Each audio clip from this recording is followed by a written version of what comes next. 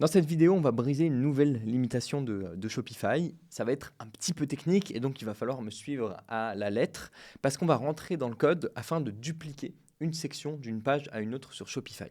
Et oui, dans certains cas, vous allez mettre beaucoup de temps à créer une section et à rentrer les informations qu'il faut à l'intérieur. Je pense par exemple à une section de témoignages ou d'autres types de sections qui nécessitent de créer plein de blocs et bref, d'y passer du temps qu'on n'a pas envie de repasser pour écrire exactement la même chose sur une autre page.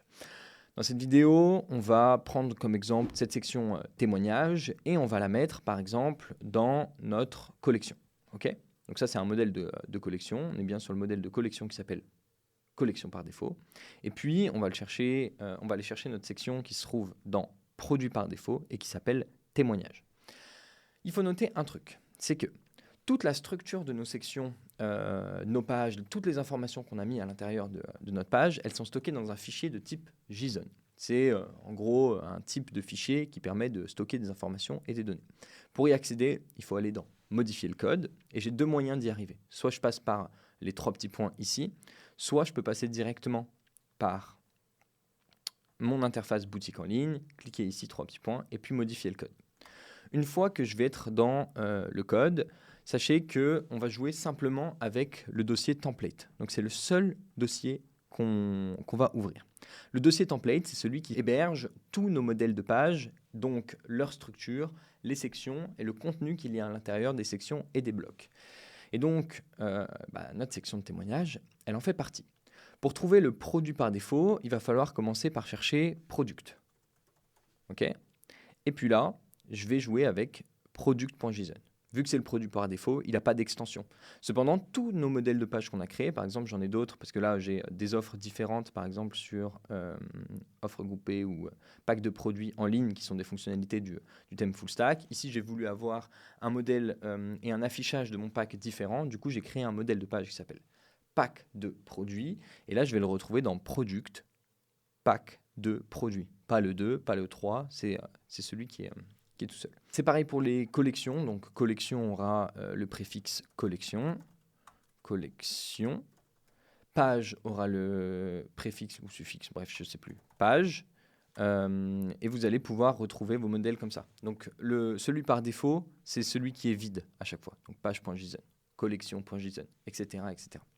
Revenons dans notre produit.json. Et puis maintenant, on va chercher le modèle de la collection dans lequel on veut intégrer notre section de témoignage. Et pour le coup, là, c'est bien la collection par défaut. Donc je cherche collection.json. Collection.json. Ok, parfait. On va essayer de comprendre cette structure. Tout d'abord, vous allez voir qu'il y a toujours des accolades ouvrantes et fermantes. Là, elles ont l'air d'entourer mon bloc titre.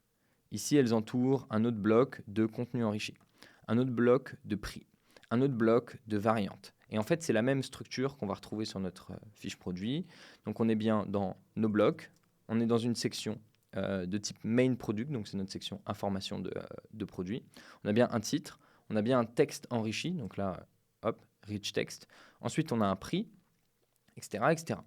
Pour retrouver ma section de témoignage, ce que je peux faire, c'est l'identifier avec un morceau de texte qui est contenu à l'intérieur. Donc là, techniquement, si je fais une recherche, donc commande F ou CTRL F si vous êtes sur Windows, si je colle John Doe, techniquement, je suis emmené à ma partie de section. Sauf que là, je suis à un contenu à l'intérieur de ma section témoignage. Donc là, je vais remonter le plus haut possible et c'est ici, techniquement. Je vais essayer de remonter plus haut, on va voir.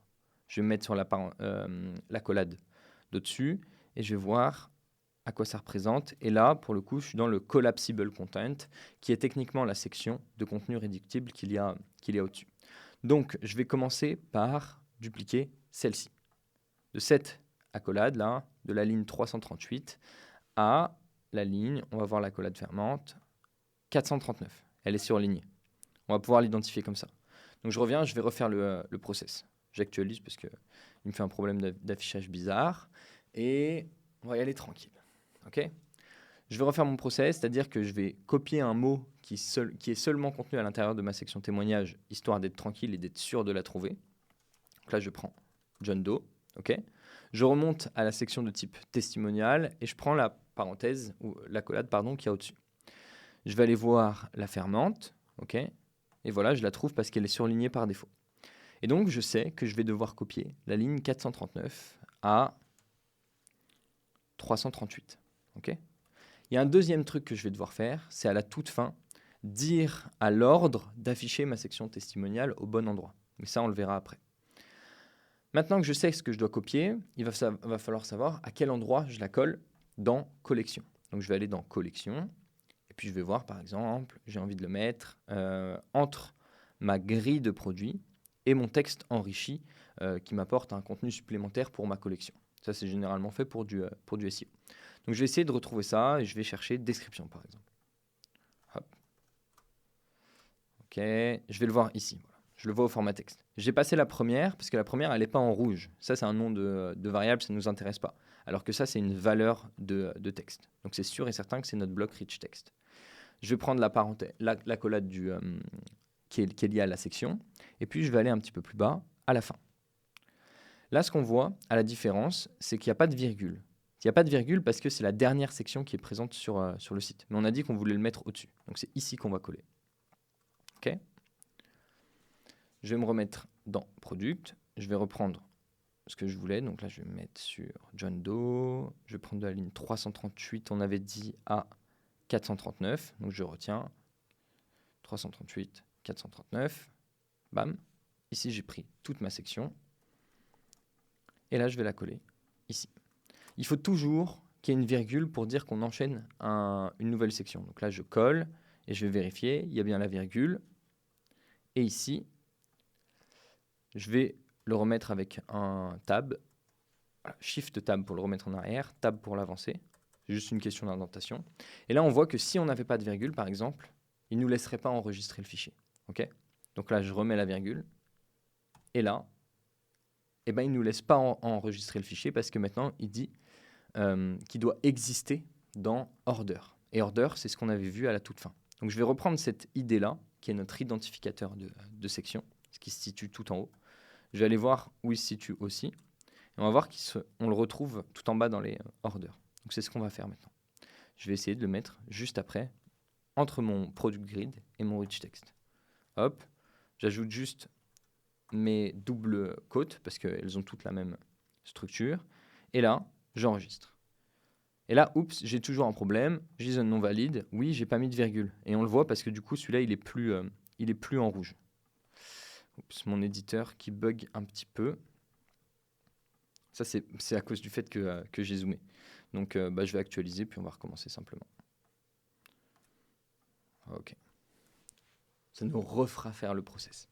C'est pas très grave. Là, je l'ai zoomé juste pour vous montrer. Et du coup, ça a fail. Donc, je cherche John Doe. OK. Je reviens ici. Je prends ma section de la ligne 338 à la ligne 439. Donc là, je reviens là. Bam. Je copie tout. OK. Dans collection, je vais me placer juste au-dessus du texte enrichi, rich text. C'était ici. Bam. Je colle. J'ai bien ma virgule, nickel. Je vais récupérer mon idée de section. Du coup, je copie direct avec les doubles côtes. Je vais le mettre dans le bon ordre. J'ajoute une virgule. J'enregistre. Et là, c'est bon. La ressource, elle a été sauvegardée. Donc, maintenant, j'actualise. Techniquement, je vais voir ma section de témoignage en bas. Voilà, avec toutes les informations qu'il y a à l'intérieur. Donc là, c'était une petite section par défaut, il n'y avait que du contenu par défaut. Mais si j'avais mis vraiment du temps à écrire mes témoignages, ça m'aurait bien arrangé. Même si ça me coûte un petit peu de temps de trouver le bon endroit pour le mettre. Ce qui peut être intéressant pour vous, peut-être, je dis ça comme ça, on peut tester sur ChatGPT. On va essayer d'aller plus loin. Et on va voir s'il nous permet d'identifier la section témoignage et de me construire ma page de collection directement avec la section témoignage à l'intérieur. Donc, je vais revenir en arrière ici. OK. Bam. Je réenregistre. Donc, je vais retirer ma section témoignage maintenant de ma page de collection. Et je vais voir avec ChatGPT si on va réussir à le faire. Parce que peut-être ça peut vous arranger et ne pas avoir à plonger trop dans le code. Donc, je vais ouvrir un onglet ChatGPT. OK. Donc là, j'ai un onglet ChatGPT. Je vais lui mettre le code de mon product.json. OK. Voici le code de mon fichier product.json, entre parenthèses Shopify, je colle, et voici le code de mon fichier collection.json. Je vais aller le chercher. OK. Peux-tu me copier la section témoignages ou testimonials à l'intérieur de la page du fichier collection.json. À noter que j'aimerais que la section témoignages se place entre la section de liste de produits et la section de texte enrichi.